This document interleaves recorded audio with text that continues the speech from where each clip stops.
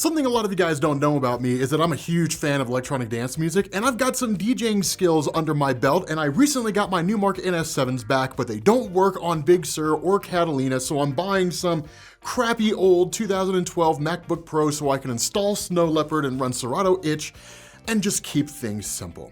Having said that, this episode of What If was amazing. Oh my God, dude, this episode was legit. Dude, it blew the episode of Doctor Strange out of the water. Up until this point, the episode of Doctor Strange was the best episode, right? Like we can all just nod your heads, right? Anybody in the comments who says, no, this episode was better, they're full of hoo-ha juice. We can all just agree the Doctor Strange episode was the best one, but this one was nuts. And here's a funny thing here. This was about the most faithful adaptation of the original Age of Ultron storyline that Marvel gave us. Granted, in that story, Ultron never got the Infinity Stones and never went into the multiverse. The whole basis behind that story was basically Ultron in the future took over the body of Vision in the present and then just used it to spawn a litany of Ultron robots and then basically conquer the modern day. Like quite literally, it's like the most depressing thing ever. Quite literally, the story opens up and Captain America is just devastated. He's just sitting in a corner, his shield is broken, his spirit is totally destroyed. And then like they rescue Peter Parker, he makes some offhanded remark, and then they find Nick Fury, and then they all basically get killed when they go into the future, and then Wolverine screws up the timeline. I know it seems kind of weird. You'll find the whole series over at Comics Explained, although I might remaster it now that I think about it. The important thing here is this. This episode was the tits, but the ending has me just baffled, man. The ending has me just baffled in terms of what's gonna happen, right? Just baffled, right? It has me so baffled in terms of what's gonna happen in the future of the MCU. I have no idea what's gonna go on here, but I've got some theories. So, here's the thing. For those of you guys who are curious about the powers and the abilities of the Watcher, we actually have a video on that, the origins and powers of the Watcher, which will tell you what his origin is and just how powerful he is, because this guy's pretty OP, as you saw over the course of this episode. Having said that, let's get into the theories about this whole thing. So, the first question that I found myself asking here is, why does the Watcher need evil Doctor Strange, right? Evil Strange. We need to come up with a good name for that guy, right? Because evil Doctor Strange is just too much, right? I mean, when Captain America's history was changed using a cosmic cube to make him into a secret Hydra agent in the comics, we called him Stevel. So we need something like this with regards to evil Doctor Strange, right? Evil Strange, Strangel, I don't know. You guys are creative, come up with something. But why do they need this guy? Okay, so there's a couple ideas here. First things first, my immediate thought is because that guy's the only one that has enough power to rival the ability or the capabilities of Ultron with the Infinity Stones. And that kind of makes sense to a degree, but at the same time, if that's the case, then it begs another question, because what we learned in this is that contrary to everything we know in the comics, the Infinity Stones work across the multiverse, right? So you can take the Infinity Stones from one universe and use them in another. We know that from a couple different circumstances. The first is that Ultron entered into the realm of the Watcher, which seemingly exists outside of the multiverse, or it's some kind of secret place within the main Marvel Cinematic Universe. However, as they were fighting, they were jumping through universes, and at no point did the power of Ultron wane in any form or fashion, indicating the stones work in other realities. Now, I'm coming to this from the perspective of the comics, and my thought here is it's not supposed to work that way. However, different multiverse, different set of rules. It's a whole different ball game now, right? So if that was the case, why wouldn't the Watcher just go to an alternate reality, get his own Infinity Stones, and then fight Ultron, right? So maybe it's something bigger than that. And that's what leads me into this first theory, that the Watcher kind of looks at the role that Ultron's playing, what he's doing in terms of just leading a cascade of destruction across the multiverse, because that's what he says. If that kind of power is unleashed on the multiverse, it would just lead to a huge amount of destruction. So my first theory here, is far-fetched and crazy as it is that the Watcher's getting with that evil version of Doctor Strange because he's the only one who knows how to get in contact with the Living Tribunal. So they can basically do what they do in the comics, which is approach the Tribunal and say, you have to do something about this. Now, before you guys turn off this video, right? Before you guys are just like, oh, Robbie's crazy, the Living Tribunal, hear me out for a second, right? So while we're not exactly in the territory of the comics per se, In Marvel Comics, whenever there's a massive calamity on a universal or multiversal scale, which creates an imbalance, which is to say, a singular person running amok across the universe or the multiverse and disrupting the natural order of things, the Living Tribunal will step in. Now, oftentimes, for whatever reason, Marvel doesn't really give us an explanation. You would think the Living Tribunal would already know, because it literally knows everything that's going on in the multiverse. But regardless, they end up having to approach the Living Tribunal and essentially plead their case. And they say, here's what's going on. We need you to do something about this. Now, at that point, the Living Tribunal will use its three faces, equity, necessity, and vengeance, to determine whether or not it needs to actually do anything. If the tribunal judges against those who are pleading their case, and basically he's saying, I don't see a problem here. Good luck to you. I don't know what to tell you. And then he'll basically leave and do his own thing. If the Living Tribunal judges in favor of them, that's enough to just halt whatever is that's going on, right? It's usually enough power to stop whatever's going on. The only time that didn't happen is when the Beyonders showed up and killed the Living Tribunal, right? Beyond that, it can basically end this. Now, it's entirely possible that's happening here. Do I think that's actually happening?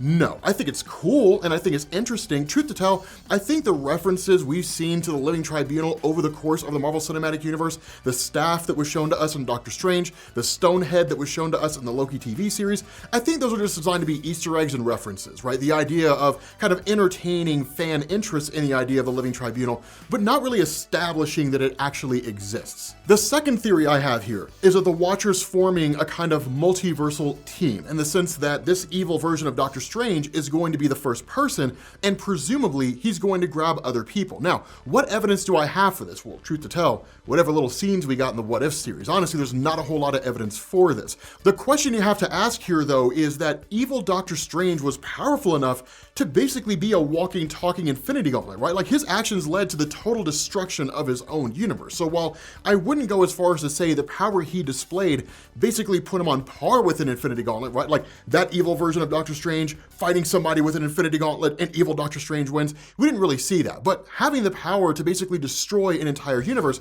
that's no small feat. So the question you would have to ask is, given the power of that evil version of Doctor Strange, why would the Watcher need anybody else? And maybe he doesn't, right? Maybe this is the only guy he needs. He's saying, like, I need you, not I need a team. I need you specifically because you're just that damn powerful. The other thing about this is that if this is true, this lends credence to the theory that a lot of you guys have that the Doctor Strange that we're gonna see in Spider-Man 3 is not Doctor Strange, right? That if this team up were to happen, let's say, for example, the Watcher breaks Doctor Strange out of his prison, and then in turn, he defeats evil Ultron, maybe the Watcher's incapacitated or knocked out in the process, and then he just bails, right? Just takes off to an alternate reality. While the Watcher does say that he sees everything, we don't know if he has a multiversal awareness, meaning he's aware of everything going on across the multiverse all the time. Or is he doing the equivalent of just flipping through TV channels? If he doesn't have a multiversal cosmic awareness, then if this evil version of Doctor Strange just takes off into the multiverse, it's looking for a needle in a haystack. No way he'd be able to find him in a reasonable amount of time. And so because of that, it would basically allow him to kind of hide out in some alternate reality, the main Marvel Cinematic Universe. And in the main Marvel Cinematic Universe, he comes across that version of Doctor Strange that we're already familiar with, who is basically equal in power to the one that evil Doctor Strange defeated in his own reality, and then now he takes his place. And then he's a little more devil-may-care in terms of how he acts, right? A little more reckless, so on and so forth. And that's what leads him to messing with the timeline in Spider-Man 3, and everything pops off. Is it the perfect theory? Not at all. But I do think it lends credence to the theory that a lot of you all have. Now, my final theory here is one that I don't know if I'd say is a little more practical, but is one that I think makes sense, that it ties into the idea of Wanda and or Kang the Conqueror, right? That by whatever manner and whatever means, this final conflict with Ultravision basically ends up going on between, evil Doctor Strange and Watcher and Vision or whatever. Who knows how it plays out? The important thing is that possibly at some point near the end of this conflict, Ultron vanishes, just disappears, right? And it's just like, where the hell did he go? Nobody knows where he went. And the reason why is because in the far-flung future, Kang the Conqueror came to the realization this guy's a credible threat to the multiverse, went back in time, basically either eliminated Tony Stark or stopped Tony Stark from creating Ultron, and because of that, he never exists. Another possibility here is that in the midst of this battle, Kang the Conqueror sends his forces from the TVA to snatch up Ultron and to bring him to the future, to use him for whatever purposes he wants to use him for. Remember, Ultron, while he is sentient to a degree, is still a computer program, right? He's still ran by an artificial intelligence, and it's well within the capabilities of Kang to override that intelligence, right? The technology available to Kang the Conqueror is way beyond anything that even Iron Man can contend with. He can kind of deal with it to a degree, but there's been multiple times over the course of the comics when Iron Man's like, I mean, I got nothing for this, right? I mean, this guy's technology is just way beyond my level of understanding, right? It's just, that's how far into the future he is. So that's entirely possible. Another possibility here is that in the midst of this conflict, Wanda just shows up out of nowhere and just destroys Ultron and then leaves, right? Because she's on her journey to try to find her kids across the multiverse. That's one of the things that I love about this What If series. Honestly, anything's possible, man. And I gotta be honest, while it's very difficult to come up with like a definitive theory, a definitive answer as to what's actually going to happen over the course of this entire series, leading to its conclusion, most likely going into Spider-Man 3, Doctor Strange 2, Multiverse of Madness, I like that I can't find an answer because it allows my brain to run wild on theories, right? This is one of those times when I'm kind of glad that like there's no definitive endpoint, right? We can't really see exactly where this is going to go. The mystery and intrigue is awesome because truth to tell, this is what made the Marvel Cinematic Universe, right? You guys remember those days when you would see Captain America's shield pop up in Iron Man, Thor's hammer land in New Mexico, right? You'd have Nick Fury who would appear to Tony Stark and say, you know, I want to talk to you about the Avengers Initiative. Tony Stark going and talking to Thunderbolt Ross about the Avengers. Just all these little things here and there, right? You know, the Sovereign creating Adam Warlock, and we don't know what role he's gonna play in Guardians 3. Like, it's cool, right? This mystery and intrigue is what made the MCU the MCU. And it's so awesome to see the What If series is really just leaning into that, right? Just leaning into that, just saying, yeah, man, this mystery, this, you know, take your best guess, guys, but who in the hell knows what's gonna happen? You gotta wait till next week to find out. I love it, right? I absolutely love it. Truth to tell, I've never been more excited about the MCU than I am right now after this episode, right? Because you guys have to feel the same way I do. This is somehow going to tie into Doctor Strange 2. There's no way it can't. There's no way you could have a version of Ultron who basically gets his vision body instead of the Avengers catching it, and then Thanos shows up and just, he cuts him in half, right? And then in turn takes the Infinity Stones for himself and then goes into the multiverse and starts wreaking havoc. No way this has no involvement in Doctor Strange 2. You can't tell me it doesn't, right? I mean, we all know it will, right? So the question is like, how deep is this gonna go? I don't know. Maybe it's all self-contained. I have no idea. Regardless, this episode had so many just ridiculous moments. Can we all just agree? Black Widow and Hawkeye have never been so badass in the MCU as they were in this, especially Hawkeye, man. Dude's got Harry Potter's invisibility cloak, right? And then like these Ultron robots come descending down on him and they're like, where in the hell is he? And he's like, surprise, bitch! And then just starts shooting arrows all over the damn place. It's like, damn, son, that was amazing. And then like Thanos shows up, right? The portal opens up. He's all like looking menacing and stuff. And the Ultron's like,